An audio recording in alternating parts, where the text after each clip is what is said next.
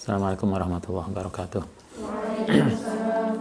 Mustafa Muhammadin sallallahu alaihi wasallam hadrati wa tanna syada salihin salam katul qurbin husan ila mu'alif hadal kitab Said Muhammad bin Alwi al-Maliki semua kuburan semua husan la aba'ana wa umatina wa jatina wa sanna syamma syaihina husan ila mahatina al-asqiya husan ila asatidihim wa talamidihim wa ahli baitihim lillahi ta'ala lamul fatihah.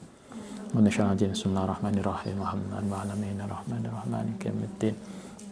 Iyyaka na'budu wa iyyaka nasta'in. Shiratal mustaqim. Bismillahirrahmanirrahim. Kita lanjutkan halaman 42.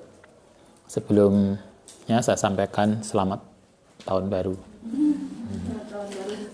Tahun baru Hijriah berapa sekarang?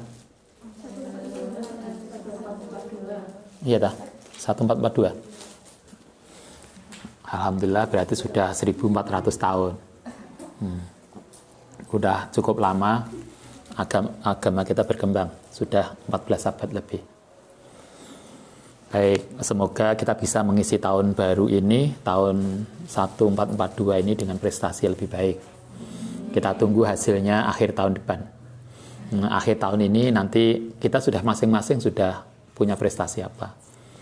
Yang skripsi sudah selesai, sudah S2, sudah selesai tugasnya. Yang lain, marilah kita tunjukkan prestasi kita masing-masing untuk mengisi tahun baru kita, Hijriah. Bismillahirrahmanirrahim. Warawah al-Asbahani lan meriwayatkan sapa al-Asbahani wa iruhu lan liyane Imam Asbahani dan yang lain meriwayatkan begini. Waqad haddasa teman-teman menyampaikan bi kelan riwayat sopo Abu Abbas Al-Asam. Ada Abu Abbas Al-Asam pernah cerita. Ini bukan hadis, tapi ini sebuah riwayat. Bi Mashhadin ana ing daerah Mashhad. Suatu daerah minal Khufadi. Mashhad itu sekarang di Iran. Sekarang kota ini sekarang masuk wilayah Iran. Falam yungkiruhu lan tidak ada yang menolak ing riwayat ini anal awama sak teman Awam ibnu Hausab kala banyak, artinya riwayat ini masyhur, riwayat ini cukup dikenal sehingga dan benar gitu maksudnya, cerita ini benar masyhur sehingga tidak ada yang menolak kebenarannya. Al Awam ibnu Hausab menceritakan begini, nazaltu turun sapa ingsun marotan. Suatu ketika saya datang ke Hayyan, nama sebuah tempat, wa ila jambinil hayyi lan di samping daerah Hayyan tadi makbaratun ono kuburan. Jadi kata dia, suatu ketika saya pergi ke suatu daerah namanya Hayyan. Di sebelahnya Hayyan itu ada kuburan. Biasa kayak kita toh, kalau ada desa, sebelahnya desa biasanya ada kuburan. Nah, sebagai tempat persinggahan terakhir warga itu. Fala makanat, ini ceritanya mulai menariknya di sini. Fala makanat nalikane ono ba'dal asri, setelah asar ingsako, di kuburan itu diceritakan gini, setiap habis asar itu insako mongko pecah terbuka minha saking makbaroh apa kobrun, satu kuburan. Jadi di kuburan desa itu setiap habis asar itu mesti kuburan itu membelah. Nah, itu setiap hari habis asar menjelang maghrib. Itu luar biasa toh. Fakhoroja moko keluar seporojulun, ada seorang mayat yang dikubur itu keluar. Roksuhu hale utai kepalane iku roksuh himarin. Kepalanya berubah menjadi kepala kuda, kepala himar. Setiap asar metu, apa gak menakutkan? Siang-siang bukan malam. Ini biasanya kan hal gaib itu metune bengi. Iki gak bengi, awan. Sore-sore habis asar metu. Metu dari kuburan. Wa jasatuhu utai jasate iku jasadu insanin. Badannya badan manusia, kepalanya kepala kuda. Dan setiap asar dia keluar. Itu hebat banget. Moga-moga lah kita dijaga. Setelah keluar apa yang dia lakukan? Fanahako. Nahako itu bersuara. kayak suara keledai. Apa lah bahasa wong Jawa? Beger ya? Meringkik. Nah, meringkik lah bahasa Indonesianya. Lah wong Jawa beger. Beger apa? Bener ya? Yes, ngono iku lah.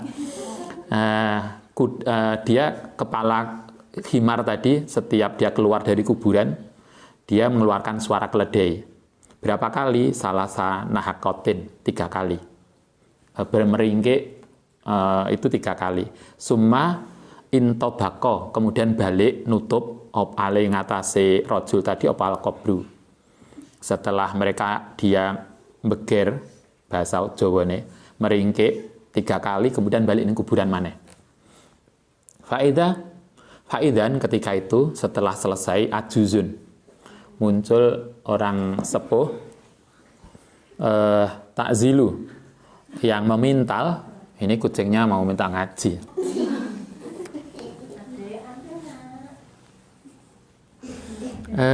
Sakron apa namanya sakron itu? Rambut ausufan atau suf, bulu domba. Wal wakolat imru'atun, lan ngucap sapa seorang perempuan, taro tilkal ajus, taro engkau melihat tilkal ajus yang orang yang sepuh tadi, yang setiap sore orang sepuh ibu-ibu tadi datang ke kuburan itu. Kultu ngucap sapa ingsun, malaha, siapa dia? Al-Awam bin Hausab tadi dibilangi oleh seorang ibu-ibu. Sama ngerti ya, mak sepuh itu yang setiap hari datang ke kuburan itu. Hausab bilang, siapa dia?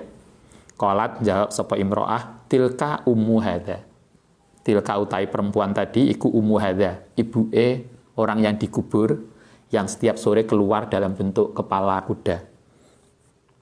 Kultu kemudian nanya sapa ingsun, wa makanat, wa malan apa kanat ono apa kisatu. Kenapa bisa begitu? Ceritanya kayak apa? Lah kita mungkin urung diceritain wis melayu dhisik. Ini nanya, ceritanya kalau begitu kayak apa? Qalat, jawab sapa imro'ah, karena ono sapa rajul tadi iku yasrobu minum al-khamra ing khamar.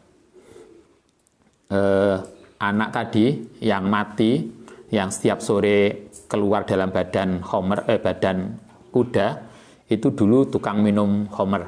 Jadi dia pemabuk. Faida roha, nalikane mulai mabuk, takulu ngucap lahu kedhe rajul sapa umu, ibuke ngingatkan. Setiap mau mabuk dibilangi begini, ya bunayya, hei anakku, ittaqillaha, wedya ning Allah taala. Mata tasrobu, sampai kapan kau minum hadil khamra ing. Jadi kalau bahasa kita ibu nuturi, mosok terus minum sampai kapan minum terusan, takutlah kepada Allah. Begitu diingatkan ibunya, apa yang terjadi? Fayaqulu, mongko ngucap sapa rajul lah maring emaknya, inama anti utawi sira ibu ikutan hakina, koyo kalau bahasa kita apa ya? Kok sampean kok cerewet banget Bu? Tanhakina itu kok sampean itu kok koyo suara kuda meringkik. Dia ngomong ibuke, ngucapkan ibuke koyo, pada ibunya itu nuturi dia. Tapi anaknya ngatakan sampean itu kon koyo meringkik koyo kuda aja. Coba anaknya beraninya begitu. Kamayan haku koyo oleh meringkik apa al-himaru himar. Kalau bahasa kita, sampean kok cerewet toh? Biasa sering tuh kadang kita mendengar yang sinetron. Kalau yang lain semoga tidak ada. Setelah ngomong bahwa ibunya itu kayak cerewet, kayak kuda, meringkik kayak himar, kolat famata, kemudian mati. Sapa rajul tadi ba'dal asri, setelah asar. Karena mencaci ibunya kayak kuda, maka kemudian dia dihukum oleh Allah. Ketika di kuburan, itu berubah kepalanya kepala kuda. Bukan hanya di kuburan, bahkan kemudian setiap sore, dia keluar dari kuburan, coba. Hanya untuk meringkik 3 kali, kemudian mati balik mana yang kuburan. Dan itu setiap hari. Ini cerita ini masyhur banget di kota Mashhad, Iran. Artinya ini sebuah cerita tentu lokal wisdom. Like di Indonesia kan ada Malin Kundang. Siapa lagi? Ya cuma situ niku iso. Ada kan banyak toh. Tangkuban Perahu itu ya anak sama ibunya, anak yang naksir ibunya, bukan durhaka pada ibunya. Itu saking sayangnya naksir ibunya. Malin Kundang kan durhaka pada ibunya. Kan banyak toh. Kayaknya setiap daerah itu punya lokal wisdom. Ini daerah Mazhat itu punya cerita ini. Menunjukkan sebuah cerita hukuman bagi seorang anak yang menyakiti ibunya.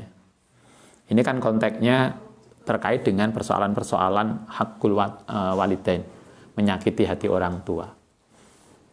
Oke. Qalat ngucap sopo imro'ah tadi, bahwa mongko taiman man tadi iku yan saku meringkik anhu apa al kobru badal asri setiap asar.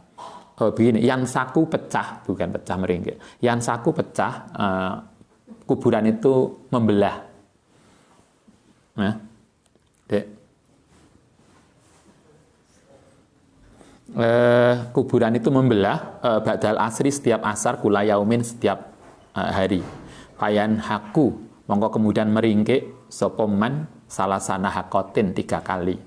Sumayan tobiku kemudian balik masuk nutup alai ngatasi man opal kobru. Setelah keluar kemudian meringkik 3 kali balik di kuburan, kemudian kuburan balik maneh. Betapa luar biasanya penderitaannya. Beberapa waktu yang lalu ada cerita dari family di kota tertentu di Indonesia. Kita nggak tahu dosanya. Ada sebuah jenazah yang dikafani, terus dikafani disolati. Kemudian ketika habis disolati itu ada gerak-gerak di dalam kafan itu. Setelah dibuka ternyata bukan badannya yang gerak, tapi ada ular yang keluar dari kain kafan. Padahal pas dikafani kan gak ono. Kan bersih tuh ketika dimandikan, tapi itu real baru beberapa tahun kemarin, 2 atau 3 tahun, 4 tahun kemarin. Anda bisa lihat, nggak tahu apakah ada nggak di YouTube, tapi ada family yang cerita itu karena di daerahnya dia. Kita nggak tahu dosanya, tapi artinya siksa itu ada, yang itu diberikan Allah atas perilaku kita. Karena itulah kita berdoa semoga kita terjaga dari semua itu, khususnya mumpung awal tahun. Sering yang saya sampaikan, kalau kita membuka kuburan, bongkar kuburan, mestinya ketika mayat itu jenazah dikuburkan, kepala di utara, kemudian lurus, kaki di selatan, begitu. Maka ketika kemudian jenazah itu habis, tinggal kerangka, maka mestinya kerangka itu kan ya urut begitu toh. Kepala di utara, kemudian atau begini kan, utara, kemudian badan terakhir kaki. Andai kan dibongkar, mestinya juga begitu. Tapi kan ada juga yang ditemukan, kerangka itu tidak lurus begitu, tapi menyatu di tengah. Jadi antara kepala, rangka, sama kaki itu menyatu. Loh kok iso? Kok bisa kepala sama kaki jadi satu di tengah? Itu kan betapa luar biasanya siksaan. Yang kemudian kepala dan kaki kalau bahasa kita, dipeletes dari siji. Gitu kan? Sehingga antara kepala dan kaki menyatu dari satu. Itu mungkin dosa-dosa yang karena melakukan sesuatu yang nggak baik. Oke, ini cerita satu. Kita lanjutkan. Fala Buddha, karena itu, fala Buddha mongko mesti lil insani kedue manusa apa ayah tariza, yen to ngreksa sapa man min ukukil walidaini dari menyakiti hati orang tua. Karena itulah dari semua cerita, hadis, macam-macam tadi, hendaknya kita bisa menjaga diri untuk tidak menyakiti hati orang tua. Wayastahidu, dan berusaha keras fi birrihima, ing dalem berbuat baik pada orang tua, wa ingkana senajan ana sapa orang tua iku musyrikin, orang musyrik, walaupun orang tua kita itu beda agama, sangat mungkin toh ada orang tua yang nggak muslim, beda agama, anaknya muslim, orang tuanya nggak muslim. Apa yang harus dilakukan? Yo tetap aja berbuat baik. Kita tetap oleh Allah, coba Allah tuh sampai segitunya untuk merintahkan manusia untuk berbuat baik pada orang tua, walaupun orang tuanya itu tidak muslim, itu tetap kita disuruh baik.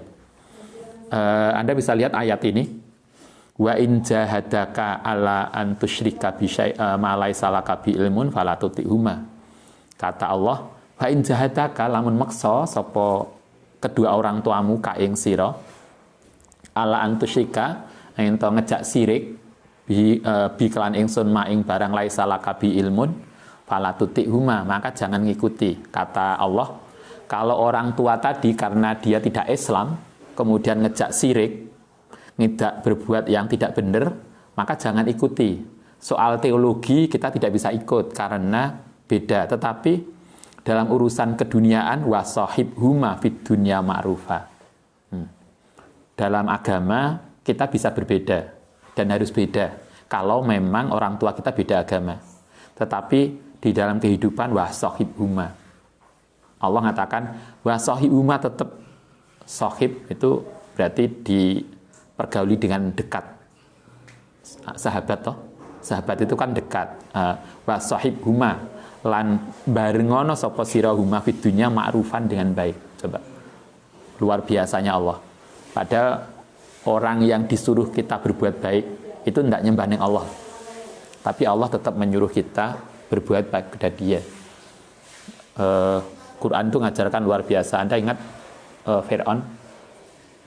Fir'aun itu kan disebut dalam Al-Quran, tapi namanya nggak perlu ditiru. Dua anak, pokoknya anak saya namai dengan nama yang ada dalam Al-Quran. Muhammad Fir'aun, misalnya. Kan ya enggak. Fir'aun itu ada dalam Al-Quran, tetapi tidak semua yang ada dalam Al-Quran itu kemudian ditiru, karena ada contoh yang nggak layak ditiru. Tapi walaupun Fir'aun itu koyok ngono durokone, sampai tidak menyembah Allah, bahkan mengaku Tuhan. Apa kata Al-Quran ketika menyuruh Nabi Musa? Kan tetap aja toh, berkatalah kepada Fir'aun dengan ma'ruf. Coba, Fir'aun yang musuhnya pangeran itu loh, Musa diutus oleh Allah terhadap Fir'aun, tetap aja disuruh bicara dengan baik-baik. Apalagi kita, kadang kita itu podo agamane, beda pilihan, gak terima, gak baik, mencaci, wah luar biasa. Karena itulah marilah kita belajar menjadi lebih santun, karena Al-Quran mengajarkan santun. Ini ayatnya. Wa fi sahihain, lan ing dalem Bukhari Muslim, an Asma binti Abu Bakar, dari Asma binti Abu Bakar, qalat, suatu ketika ngerti Asma ya, putranya Abu Bakar. Abu Bakar itu salah satu mertua Nabi. Nah, Asma itu cerita ke kita begini, qodimat datang, matur ning Kanjeng Nabi, datang, qodimat datang alaya ing ngatasé ingsun sapa umi, ibuku. Wa ya hale utai umi iku musyrikah. Coba, berarti ada salah satu, ini terjadi sebelum Islam. Jadi ibunya Asma itu musyrik. Berarti ibu Asma itu istrinya Abu Bakar. Si urung Islam. Asma bilang, suatu ketika ibuku itu datang ke rumahku. Padahal wahia musyrikah fi ahdi Quraisyin, pada masa Quraisy dulu. Berarti sebelum hijrah, masih di Mekah.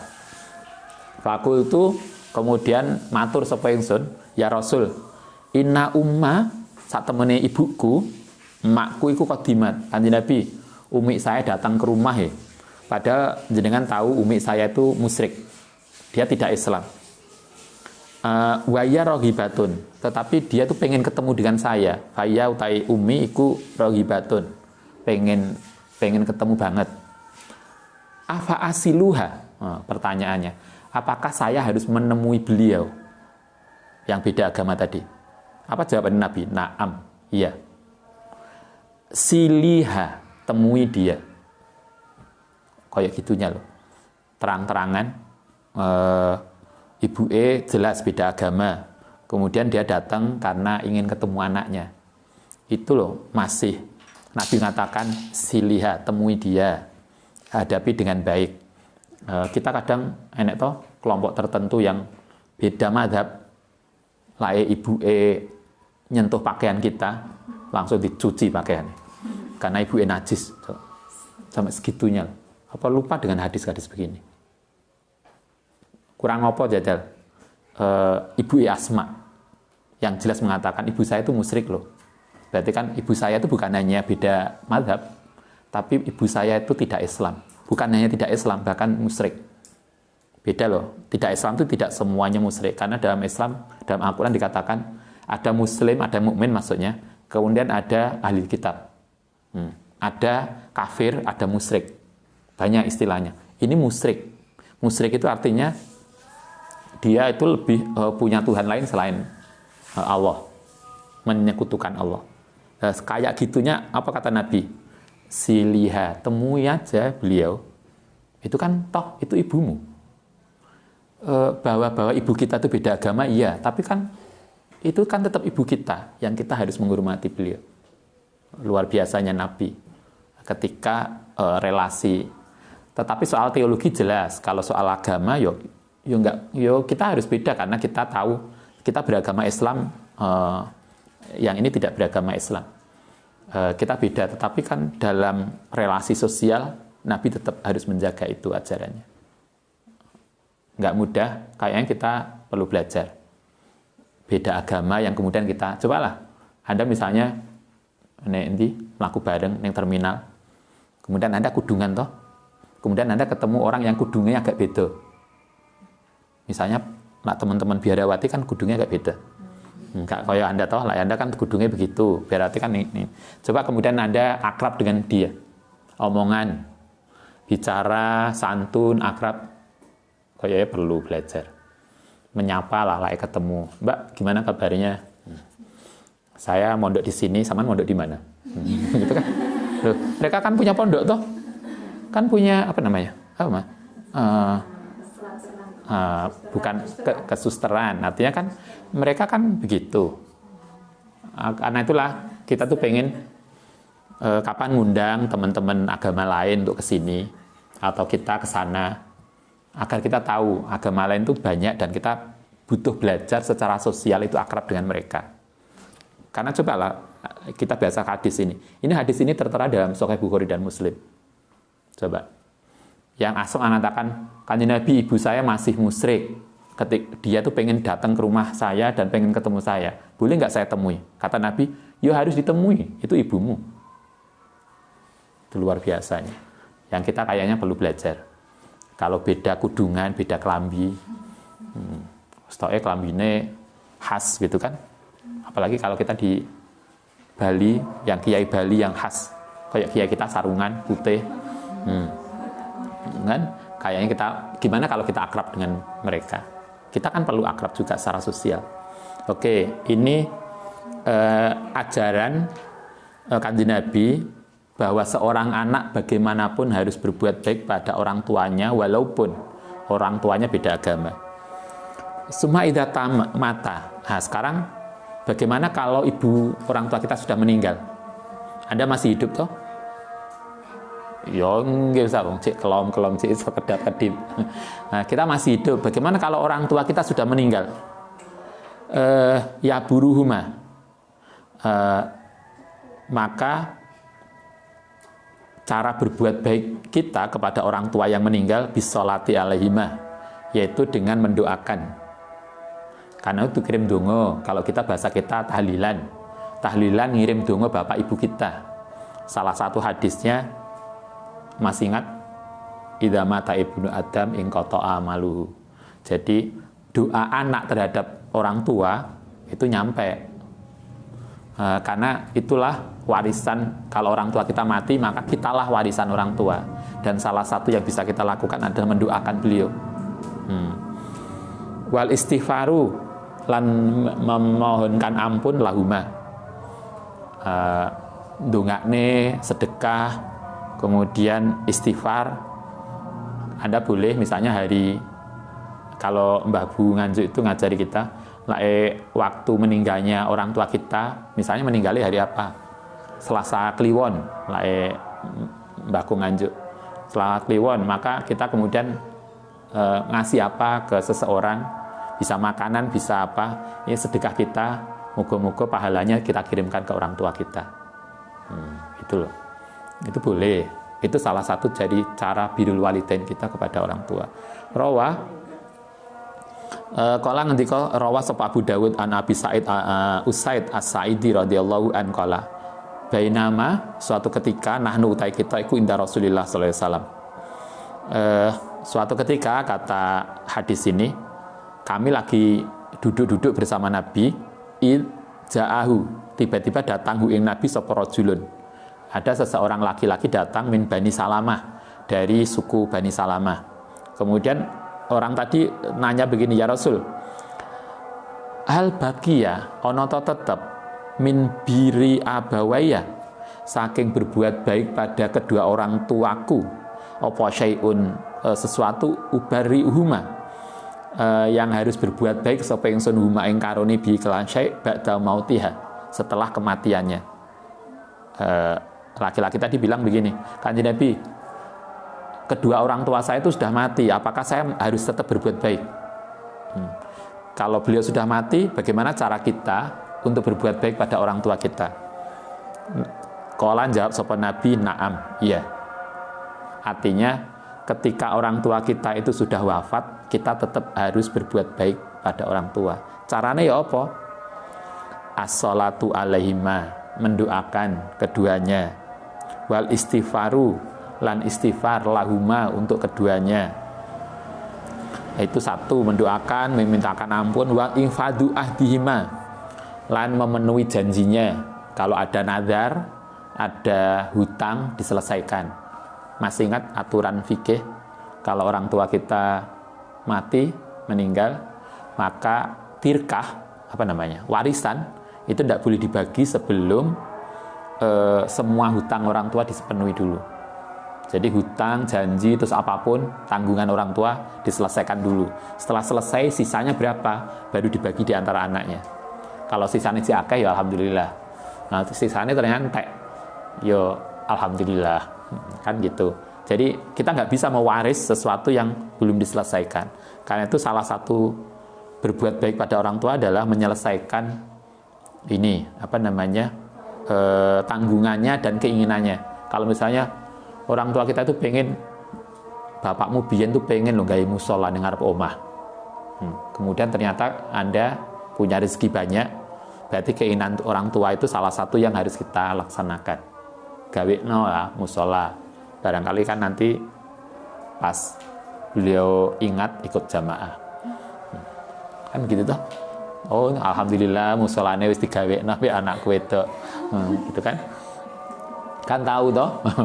Bukan kemudian unu ikut salat ya enggak lah. Maksudnya kan orang tua itu kan seneng. Oh, dari kita masih ingat toh ngaji apa kemarin? Ngaji hadis yang sebelumnya? Bukan. Yang hadis Riyadhus Shalihin kan disampaikan di situ bahwa orang tua itu bisa melihat kita ketika kita ngirim Fatihah ke beliau itu senang banget, karena senang kemudian beliau mendoakan untuk kita, kan begitu. Infita du'aihima, yaitu menyelesaikan janjinya min ba'dihima, setelah kematian beliau. Wasilaturahimi, lan silaturahim. Alladzi latusilu, yang tidak tersampaikan, tidak illa bihima, kecuali ketika, maksudnya begini, ketika orang tua dulu aku kok pengen umroh ya, tapi sampai wafat kemudian ternyata gak sempat umroh, ya Anda bisa menggantikan. Mak, kulo umroh gantikan jenengan, pahalanya untuk mak kita, gitu loh. Jadi atau nduk aku pengen ketemu sopo, sowan ke siapa, mungkin teman sekamarnya yang pondok. Kan bisa juga toh. Suatu ketika Ustadz sama ibu itu nganterin Mbah Bu ke Pasuruan, ke sebuah pondok. Kita nggak kenal pondok itu sebelumnya. Mbah Butuh ikut, kemudian ketemu. Begitu ketemu dengan Bunyai Sepuh, ternyata teman sekamarnya, biyen yang pondok. Akhirnya cerita sopo ae koncone sak kamar. Wah, akhirnya suwe. Akhirnya kan asik toh. Kita hanya mendengarkan aja beliau-beliau reuni. Nah, kan misalnya Anda, mak kita, bapak kita, "Nduk, aku pengen ketemu konco kamar biyen." Delala sampai wafat nggak ketemu. Kita bisa melanjutkan silaturahmi kenalannya bapak itu. Kulo putrane, alhamdulillah kita bisa nyambung lagi. Itu salah satu bentuk perbuatan baik kita pada orang tua. Silaturahim wa ikramu sadiqiha, lan memuliakan teman-temannya. Teman-temannya orang tua siapa saja kita datangi, menyambung silaturahmi kembali. Itu salah satu bentuk birrul walidain. Wa zamu, lan wajib lil aki kedhi orang yang berani pada orang tua, idza mata nalikane wis mati sapa walidahu, kedua orang tuanya. Bagaimana kalau kita merasa, ya Allah, saya dulu tuh pernah kepikiran bahwa kita pernah mungkin hati orang tua kita itu tersakiti karena ucapan kita atau perilaku kita. Delalah kita sadar setelah orang tua meninggal. Kita baru ingat, koyoke biyen iku mak iku tersinggung dengan ucapan saya. Dan delalah mak kita wis wafat. Apa yang harus kita lakukan kalau sudah begitu? Orang tua sudah mati. Satu, ayat uwa, mendoakan. Wa yastaghfira, dan memohonkan ampun lahuma kedhi orang tua. Hatta yaktubaha, sehingga mencatat hu ing man sapa Allah baron. Maka berarti kita harus senantiasa mendoakan orang tua dan memohonkan ampun, sehingga Allah kemudian berkenan menganggap kita sebagai orang yang berbuat baik. Rawah sapa al-Baihaqi an Anas radhiyallahu an qala Rasulullah sallallahu alaihi wasallam, innal abda, sak temene seorang hamba iku layamutu, yang mati sapa walidahu, kedua orang tuanya, au ahaduma, wa innahu, lan sedune hamba iku lahuma, kedua orang tua wala akun, sikap yang menyakiti. Hadisnya begini, kalau ada seseorang merasa menyakiti hati orang tua, sementara hati orang tua kemudian mati, kedua orang tuanya meninggal sebelum dia minta maaf, apa yang harus kita lakukan? Nabi jelas banget mengatakan begini, falaya zalu, mongko ndaknya terus-terusan sopoman iku yad'u, mendoakan lahuma untuk orang tua. Kalau kita merasa, ya Allah, saya dulu kok iso yang ngomong begitu. Kadang kita sadar kan setelah ibu mati, bapak mati, kemudian kita baru sadar lah kita merasa mungkin menyakiti orang tua. Maka yang harus kita lakukan, kata Nabi, fala yazalu yad'u lahuma, maka dia harus senantiasa mendoakan orang tua, wa astaghfiru, dan memohonkan ampun lahuma, hatta yaktubahu, sehingga mencatat hu ing man sapa Allahu baron, yang orang yang telah berbuat baik. Karena itulah, mumpung kita masih punya kedua orang tua, mari kita berbuat baik pada orang tua, nanti nyesel setelah orang tua meninggal. Baik, saya kira begitu kita akhiri. Semoga kita bisa mengambil manfaat, menjaga diri dari sesuatu yang tidak baik. Nanti besok kita lanjutkan muskilatuz zawat, problem rumah tangga. Oke, ada pertanyaan? Enggak? Baik, syukurlah. Al-Fatihah.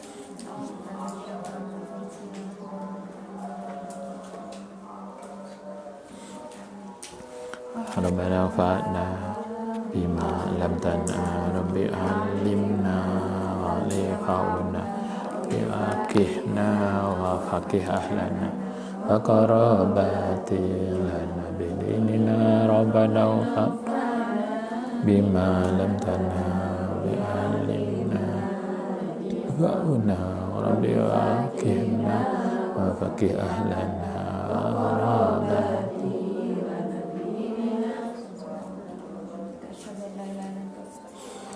Assalamualaikum warahmatullahi wabarakatuh.